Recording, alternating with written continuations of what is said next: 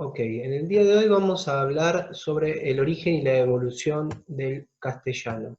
¿Sí? El castellano, entendido como la lengua oficial que hablamos, la variante del español, que es de la región de Castilla. Vamos a hacer un poco lo que sería un rastreo histórico y geográfico de las transformaciones que fueron llevando a la existencia de una lengua como el castellano, y después vamos a ver cuál es nuestra variante particular de esa lengua. Primero, la primera idea, el primer concepto del cual vamos a partir, es la noción de que la existencia de las lenguas, ¿sí? Está históricamente determinada, es una existencia política. ¿Qué quiere decir? A medida que hagamos el recorrido acerca de la historia del castellano, nos vamos a dar cuenta cuáles fueron los acontecimientos políticos, bélicos, que a lo largo de los siglos fueron creando las condiciones para las transformaciones necesarias que derivaran en lo que hoy conocemos como el castellano. Si les parece, empezamos por una serie de diapositivas que tengo. Vamos a ir por partes. Bien, origen y evolución del castellano. En principio, la pregunta es ¿cómo surgió la lengua que hablamos? ¿Cómo evolucionó esa lengua? Cuando hablamos de evolución, no hablamos de mejora, ¿está bien? No es que las lenguas actuales tengan un estatuto, ¿no?, jerárquico superior a las lenguas antiguas o arcaicas, sino que evolución tiene que entenderse acá como transformación. ¿Qué lengua o qué lenguas han contribuido a la formación del castellano? Y tenemos que empezar entonces con lo que se reconoce como el periodo prerromano. ¿Qué es el periodo prerromano? Bueno, vamos a pensar en la península ibérica. La península ibérica, la zona en la que se encuentra España en este momento, también se encuentra Portugal. En ese momento estaba, digamos, dominada en un periodo prerromano por diferentes civilizaciones. Se encontraban los cartagineses, los griegos, los fenicios, los íberos, de ahí viene el nombre de península ibérica, los vascos y los celtas, ¿sí? Todas estas civilizaciones tenían sus lenguas. Antes de la llegada de los romanos, la península ibérica estuvo ocupada por otros pueblos que tenían lenguas y culturas diferentes. Este periodo es conocido como la época prerromana. Los pueblos más importantes son los que están señalados aquí. Cuando llegaron los romanos, todas las lenguas fueron desapareciendo progresivamente, menos el vascuence o euskera, que hasta el día de hoy se habla en el País Vasco. Dice, de todas maneras, todavía quedan en la actualidad palabras de origen prerromano. A ver, el contacto entre los romanos y las civilizaciones que conquistaron y fueron extinguiendo, digamos, da como resultado la supervivencia de algunas palabras que tienen influencia de esas lenguas o culturas anteriores. Por ejemplo, la palabra barro, cabaña, cerveza, salmón, palabras que nosotros utilizamos cotidianamente. Con los romanos, ¿qué llega? El latín, ¿sí? Ustedes probablemente habrán escuchado que nuestra lengua, como tantas otras, son de origen latino. ¿Qué quiere decir esto? Vamos a ir por pasos. Primero, los romanos llegaron a España en el siglo II a.C. Trajeron su civilización, sus costumbres y su lengua, que era el latín.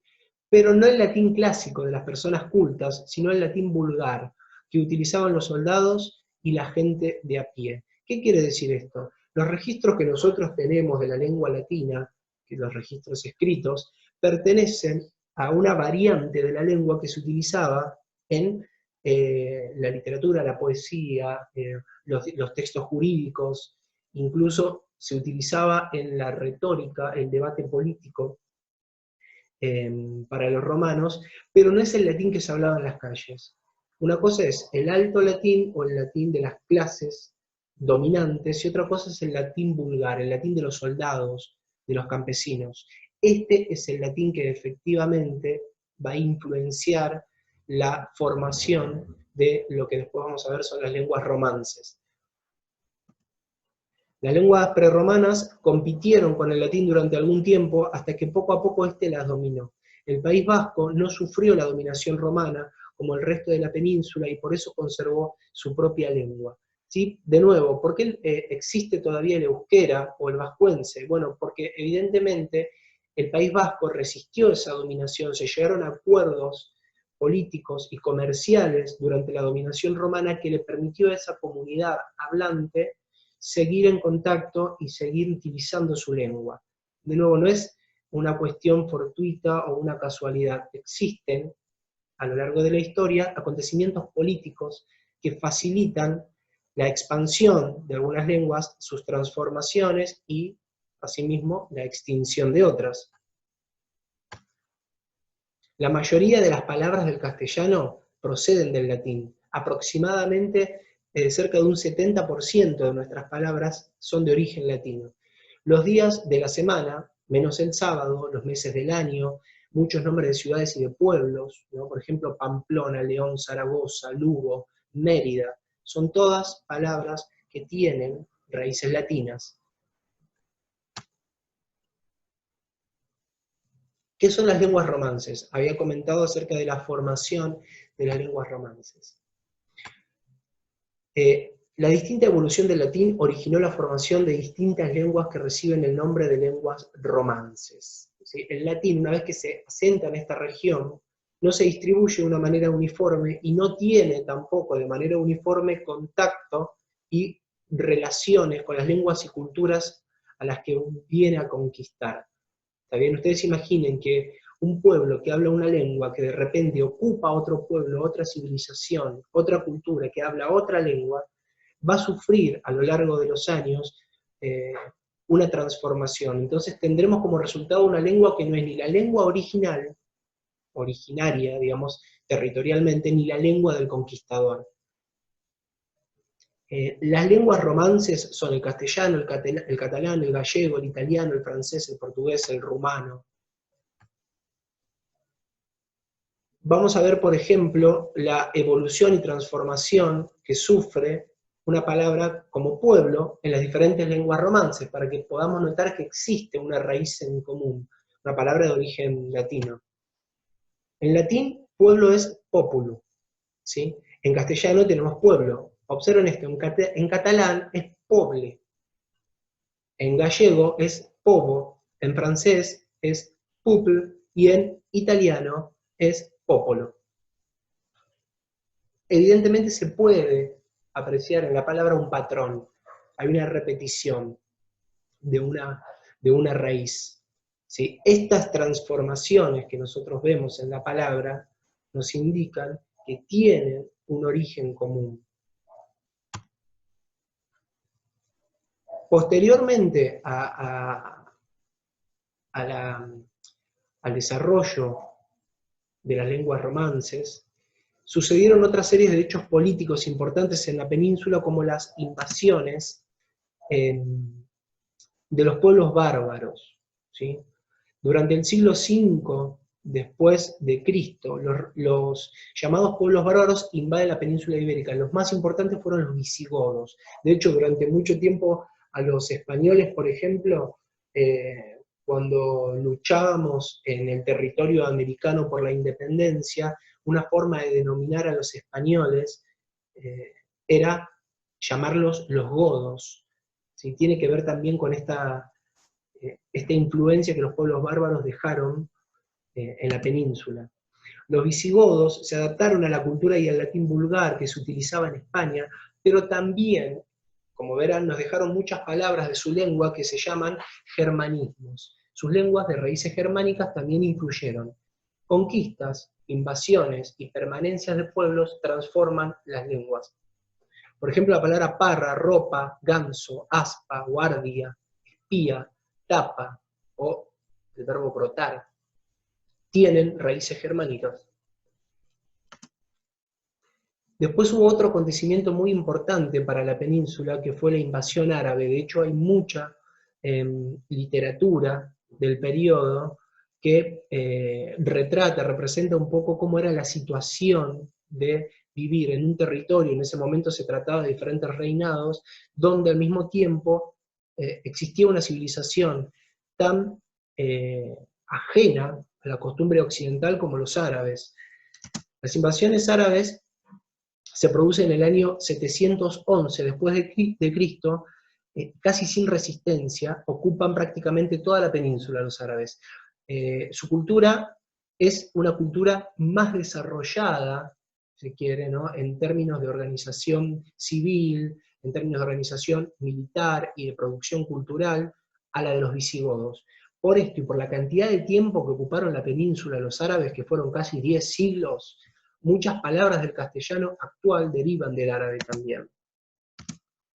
Por ejemplo, para que se den una idea, algunas palabras derivadas del árabe en el campo de la agricultura, acequia, algodón, azúcar, zanahoria, son palabras que tienen, como verán, hay también ¿no?, particularidades, el uso de la Z, esas H's intermedias, ¿no?, son palabras que subsisten hasta el día de hoy en la cultura. La jardinería también tiene nombres de flores y de plantas de nuevo, la Z y la H aparecen, azucena, azahar, alelí, ¿no?, esa H intermedia y esa Z. En la construcción existen palabras que también provienen del árabe. Atención a albañil y alcoba, este tipo de repeticiones o de raíces en común con el prefijo, si lo pensamos desde el punto de vista del prefijo al, tiene que ver con el uso de un artículo en árabe. Alcantarilla también, azotea, azulejo, de nuevo la aparición de la A y la Z. La ropa y los utensilios también tienen palabras derivadas del árabe, como alfombra, taza, almohada, albornoz, tarima. La ciencia tiene palabras derivadas del árabe.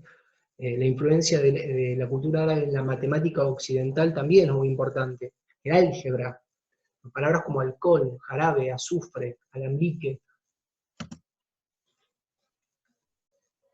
Y ahora pensemos en el nacimiento y expansión de nuestra lengua, el castellano, el español de Castilla. En el norte de España, los cristianos hacen frente a los árabes en pequeños grupos. Su lengua va extendiéndose y evolucionando con el paso de los siglos para dejar de ser latín y constituir una lengua diferente, que es el castellano. A ver, la constitución del castellano tiene que ver también con esta progresiva lucha por expulsar a los árabes y reconquistar la península. Durante la Reconquista, así se llamó el proceso por el cual los cristianos expulsaron a los árabes, los cristianos van ganando terreno a los árabes y con ello la lengua castellana se va extendiendo hacia el sur de la península, y al finalizar el siglo XIV, el castellano es la lengua más usada en España. Como verán, de nuevo hay una incursión militar que extiende y expande la lengua. Acá hay un gráfico de cómo el castellano, ubicado primero en la parte más oscurecida, concentrado en esa zona, se va expandiendo, castellanizando diferentes territorios de la península a medida que se remueven o se expulsan a los árabes. Expansión del castellano en España. Según parece, el castellano nació en la parte norte de Castilla, digamos, ahí tiene, digamos, el origen, que después, por supuesto, las diferentes variantes y transformaciones van a hacer que la lengua que nosotros hablamos hoy diste mucho de lo que era esa lengua primigenia, pero digamos el origen político, social y cultural del castellano está en esa zona de Castilla, una zona comprendida entre lo que hoy se conoce como Cantabria y Burgos. A la vez que el castellano, y debido a diferentes evoluciones del latín, se desarrollaron otras lenguas que se extienden frente a la dominación árabe. El vasco, en cambio, como dijimos, permaneció aislado y sin alteraciones en el paso de los siglos, gracias a su situación geográfica y su posicionamiento político y comercial respecto de las otras culturas que lo circundaban al País Vasco. De esta manera se va formando el actual mapa lingüístico de la península ibérica, formado por 4 lenguas románticas fundamentalmente: el castellano, el catalán, el gallego y portugués, además de una lengua que no es de origen romántica, que es el vascuence. Acá tenemos un gráfico de cómo está distribuidos los territorios, ¿sí?, en base a las lenguas romances que se asientan en la península. Pensemos ahora en la expansión de esta lengua en el mundo. En el mundo, los hablantes de español, si queremos darle un nombre en general, se distribuyen en estas zonas que están coloreadas en rojo. En Hispanoamérica, Argentina, Bolivia, Colombia, Costa Rica, Cuba, Chile, Ecuador, Guatemala, todos estos países hispanoamericanos son los que hablan la lengua castellana. Pero también hay en Estados Unidos, ¿sí? Hay comunidades y zonas en las cuales existen hablantes del castellano. En California, Florida, Nuevo México, Texas, Arizona, Colorado, Nueva York, por diferentes motivos. Por ejemplo, Nuevo México y California o Colorado tiene que ver con que son territorios lindantes con la zona de México, y en algún momento estos territorios, Nuevo México, por ejemplo, fueron pertenecientes al Estado mexicano, pero después, de nuevo, por acontecimientos bélicos y conquistas, se anexaron al territorio estadounidense. Pero bueno, de nuevo, las comunidades hablantes conservan esos hábitos, y con el contacto con el inglés, por supuesto, hace surgir otras formas, otros dialectos en las zonas fronterizas. Por ejemplo, el chicano, que es una forma que mezcla el español con lenguas amerindias y con el inglés. Nueva York, al ser una gran ciudad cosmopolita, recibe un enorme influjo inmigratorio que hace que algunas comunidades o barrios, Nueva York tiene muchos barrios, ¿no? Barrios italianos, barrios latinos, conserven el hábito de hablar ciertas lenguas, por eso está contabilizado acá. África también tiene sectores donde se habla el español. La Guinea Ecuatorial, Sahara Occidental, territorios en los cuales también existieron incursiones españolas. ¿Sí? De nuevo, las experiencias militares son las que permiten que ciertas lenguas se asienten en determinados territorios. Otros países, Filipinas, en Israel, zonas de Asia Menor, etc. Acá hay un mapa de América Central.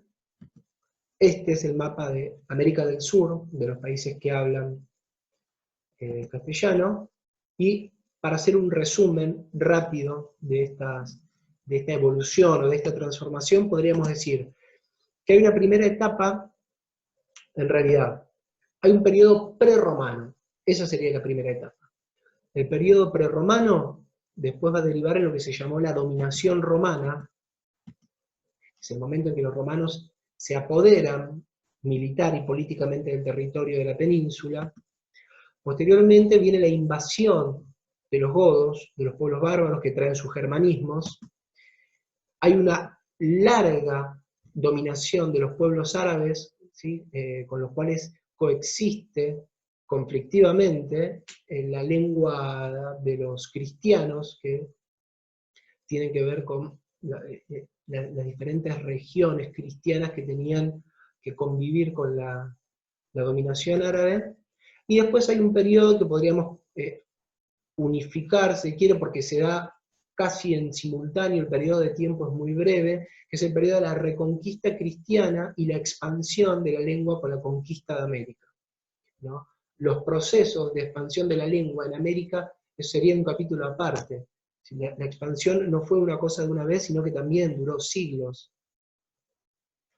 Con esto, por el momento, tenemos un pantallazo de cómo se gesta, se transforma y se acerca, digamos, a comprender el mapa actual, mundial, de los hablantes de esta variante que es el castellano, el español de Castilla.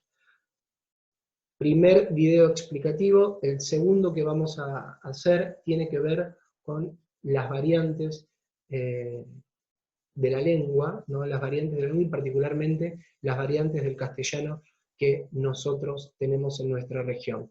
Por el momento, esta es la historia del origen, las transformaciones y la expansión del español de Castilla o castellano. Así que, bueno, cualquier pregunta a la plataforma.